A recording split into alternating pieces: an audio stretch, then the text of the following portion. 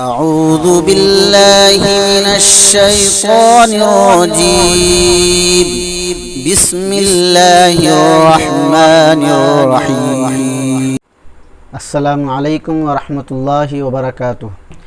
معزز ناظرین، آج کی اس ویڈیو میں محنت میں عظمت اور برکت کا ایک عجیب واقعہ آپ کے گوش گزار کرنا ہے۔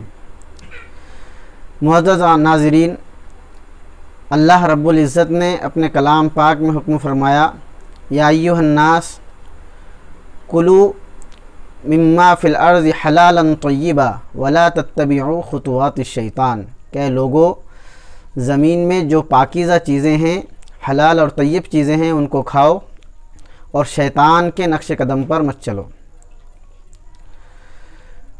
تو عزیزان گرامی، محنت میں اللہ نے برکت بھی رکھی ہے۔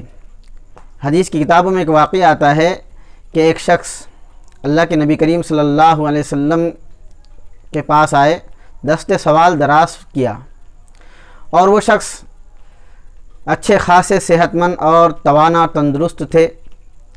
اللہ کے نبی کریم صلی اللہ علیہ وسلم نے ان کے ہاتھ سے پیالہ لیا اور اپنے صحابہ سے کہا کہ کون ہے جو اس کو خریدے گا؟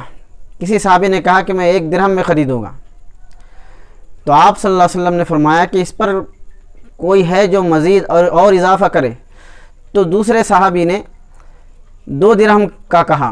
تو اللہ کے نبی کریم صلی اللہ علیہ وسلم نے وہ پیالہ ان صحابی کو دیا اور 2 درہم لے کر وہ سائل سے یوں فرمایا کہ 1 درہم میں اپنی ضروریات کا سامان خریدو اور اپنے بیوی بچوں کو لے جا کر دو، اور 1 درہم سے آپ کلہاڑی خریدو اور اس کے بعد میرے پاس آنا۔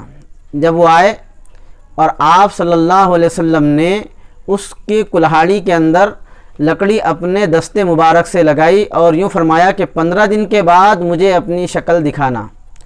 15 دن کے بعد وہ صحابی اللہ کے نبی کریم صلی اللہ علیہ وسلم کے پاس آئے تو بڑے خوشحال نظر آئے اور یوں فرمایا کہ اللہ کے نبی کریم صلی اللہ علیہ وسلم، میں نے جنگل سے لکڑیاں کاٹ کر بیچتا رہا، اللہ نے اس میں خوب برکت دی اور میرا گھر اچھا چل رہا ہے۔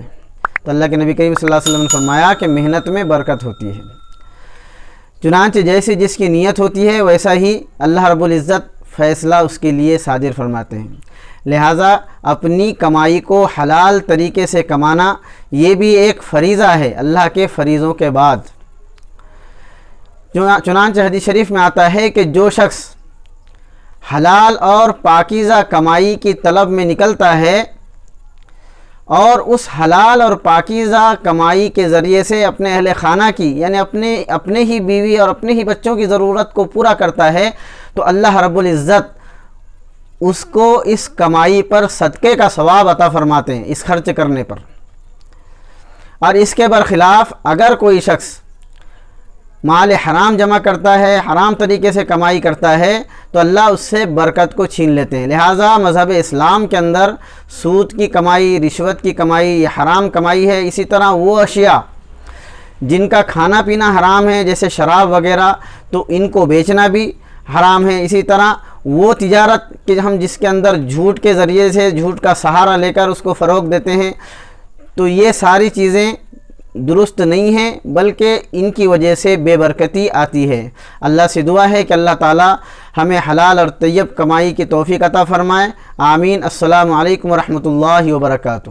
Please subscribe and press bell icon.